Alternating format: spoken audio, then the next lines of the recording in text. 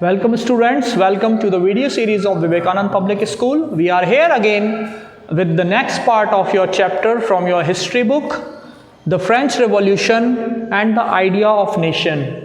आप जानते हैं इवेंट्स एंड प्रोसेसेस में हम rise of nationalism in Europe के बारे में पढ़ रहे थे और उसमें हमने पढ़ा कि सबसे पहले फ्रांस में क्रांति आई और जिसके प्रभाव से नेशन स्टेट्स का उदय हुआ। पहले देश की सीमाएं नहीं होती थी और इस वजह से देश के प्रति प्रेम और उसके लिए कुछ कर दिखाने के प्रयत्न वाली भावना लोगों में नहीं होती थी, पर धीरे धीरे नेशन स्टेट की थिंकिंग आई और इस विचार से धीरे धीरे नेशन स्टेट बने। फ्रेंच रेवोल्यूशन सबसे पहले आया। आगे हम देखें, फ्रेंच रेवोल्यूशन जब आया तो वो जो क्रांतिकारी थे उन्होंने ये सोचा कि हमें सिर्फ अपने आप को, यानी कि फ्रांस वो जिसको मानते हैं, जिस बॉर्डर के अंदर के हिस्से को वो फ्रांस मानते हैं, सिर्फ उसी की आज़ादी ना हो, सिर्फ वही नेशन स्टेट ना बने, बल्कि दूसरे यूरोपियन जितने भी हिस्से हैं वो भी नेशन स्टेट के रूप में उदय हों, यानी अलग अलग देश निर्मित हों। और आप जानते हैं, when the news of the events in France reached the different cities of Europe, जब ये फ्रांसीसी क्रांति की बात यूरोप के दूसरे हिस्सों में पहुंची तो दूसरे एजुकेटेड मिडिल क्लास लोग begin setting up Jacobian clubs. Jacobian clubs के बारे में आपने 9th क्लास में पढ़ा होगा। ये क्लब्स होते थे जो अथॉरिटी वाले होते थे और किसी सर्टेन एरियाज पर उनका अधिकार होता था, वो उसको मैनेज करते थे। Their activities and campaigns prepared the way for French armies which moved into Holland. उनकी एक्टिविटीज़ और उनके जो कैंपेन थे वो फ्रेंच आर्मी के लिए प्रिपेयर करने लगे, क्योंकि वो चाहते थे कि फ्रेंच आर्मीज़ की मदद से हमारे हिस्से में भी एक नेशन स्टेट का उदय हो, एक देश बन जाए, हमारी सीमा निर्धारित हो जाए और हम एक कलेक्टिव आइडेंटिटी के साथ जी सकें कि हमारा भी एक देश है। इसके बाद हॉलैंड, बेल्जियम, स्विट्जरलैंड आए और काफ़ी दिनों बाद ये क्रांति जो है लगभग 1790 में इटली तक आ गई, मतलब उस देश का भी उदय होने लगा या वो देश निर्धारित होने लगा। With the outbreak of revolutionary wars, इन क्रांतिकारी युद्धों के परिणाम स्वरूप, उनके आउटब्रेक होने से, उनके आने से, French armies begin to carry the idea of nationalism abroad. French armies ने और फ्रेंच रिवॉल्यूशनरीज ने ये आइडिया निकाला कि अब यूरोप के सभी हिस्सों को देश के रूप में बनाना है, नेशन स्टेट का उदय करवाना है। Within the wide swath of territory, बड़े बड़े जो टेरिटरी के हिस्से बन रहे थे जो उनके कंट्रोल में आ गए फ्रेंच लोगों के, वहां पर नेपोलियन आया, नेपोलियन का उदय हुआ, जिसको एक बहुत बड़ा टर्निंग पॉइंट माना जाता है हिस्ट्री में और इस क्रांति में या देशों के उदय में या नए नियमों के निर्धारण में नेपोलियन को बड़ा इंपॉर्टेंट फैक्टर माना जाता है। Napoleon set about introducing many of the reforms. जब नेपोलियन आया तो उसने कई सुधार लेकर आया जो कि वो फ्रांस में पहले ही इंट्रोड्यूस करवा चुका था, क्योंकि वो एक फ्रांस का मुक्त क्रांतिकारी था।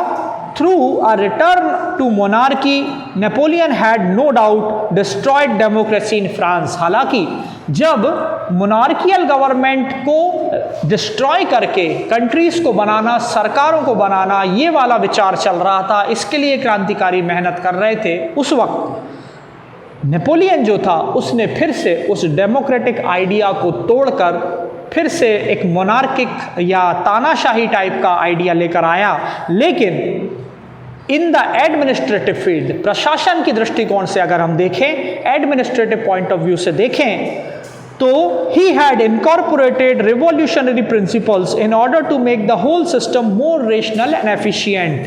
भले ही वो एक तानाशाही वाला या एक राजाशाही वाला वे लेकर आया, डिक्टेटर टाइप का बना, या हम कह सकते हैं मोनार्क टाइप का बना, डेमोक्रेसी को उसने अलग करने की बात फिर से सोची, पर जो वो सुधार लाया, नए नियम लाया, वो काफ़ी तार्किक, काफ़ी रेशनल थे, जिसमें कई लोगों को समान अधिकार थे और उसने कई खराब चीज़ें खत्म की। और उसके इस नए नियमों को बनाने को हम नेपोलियन कोड के नाम से भी जानते हैं, उसी को हम सिविल कोड 1804 के नाम से भी जानते हैं। ये एक बड़ा इंपॉर्टेंट क्वेश्चन बनता है कि व्हाट इज नेपोलियन कोड और व्हाट इज कोड 1804 या 1804। इसे नेपोलियन कोड के नाम से जाना जाता है। इसमें क्या किया गया? सबसे पहले सभी प्रिविलेजेस को हटाया गया जो बेस्ड ऑन बर्थ थी, यानी कुछ विशेष स्थान पर विशेष वर्गों में जन्म लेने वाले लोगों को कुछ विशेष सुविधाएं मिलती थी, जिनको अलग किया गया, जैसे टैक्स में छूट और दूसरी सारी चीजें। या किसी पर्टिकुलर एरिया में एंटर करने की परमिशन किसी पर्टिकुलर एरिया में जन्म लेने वाले को ही मिल रही है, ऐसे कुछ प्रिविलेजेस थे जो विशेष अधिकार मिले थे, उनको हटाया गया। एस्टैब्लिश्ड इक्वालिटी, समानता को स्थापित किया गया बिफोर द लॉ, यानी पहले ये माना जाता था कि कुछ नियम कुछ अभिजात्य वर्गों के, कुलीन वर्ग के, जो नोबल मैन या एरिस्टोक्रेट फैमिली से बिलोंग करते उनके लिए नियम कुछ अलग, जबकि गरीब लोगों के लिए कुछ अलग। लेकिन नेपोलियन जब आया तो उसने कानून के सामने सभी को बराबर बताया और गरीब और अमीर सब पर लॉ एक तरह से काम करेगा ऐसा नियम बनाया। साथ ही साथ राइट टू प्रॉपर्टी, संपत्ति पर अधिकार के संबंध में भी उसने काफ़ी कठोर और अच्छे नियम बनाए जिससे समान अधिकार की प्राप्ति हो।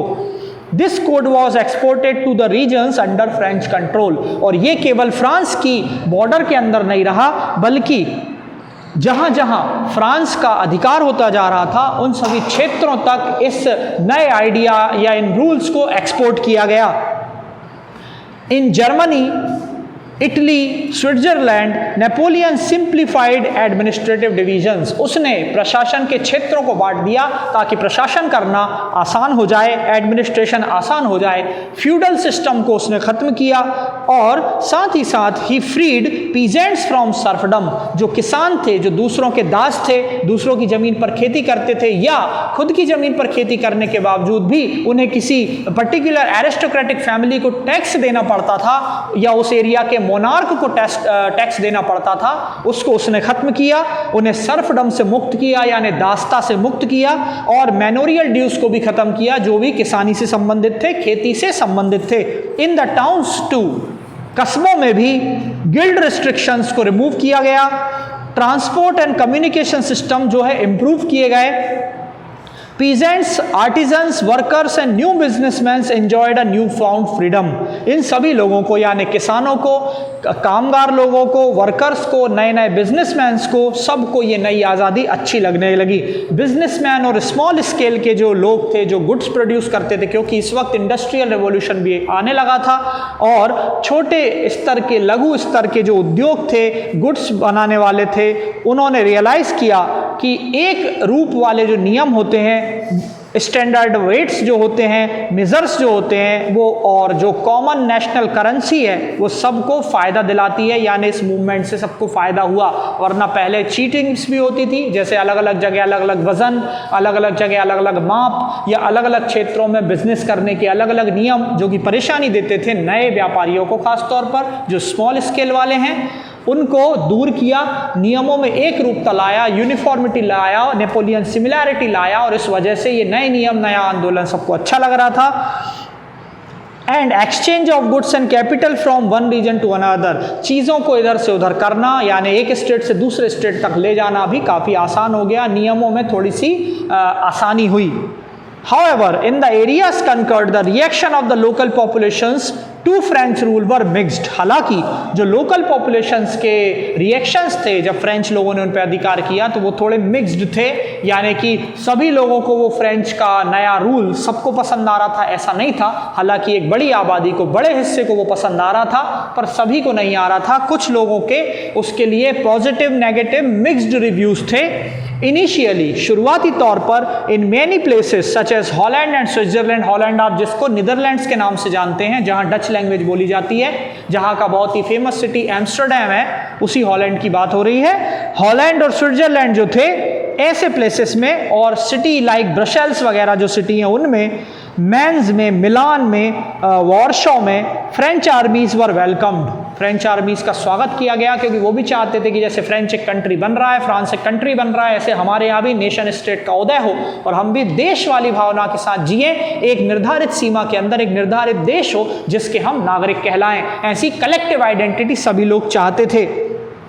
लेकिन ये जो इनिशियल एंथुसियाज्म था, ये जो जोश था, ये धीरे धीरे हॉस्टिलिटी में बदल गया और कुछ परेशानी में बदल गया। इसके कारणों को हम इस वीडियो के अगले भाग में समझेंगे।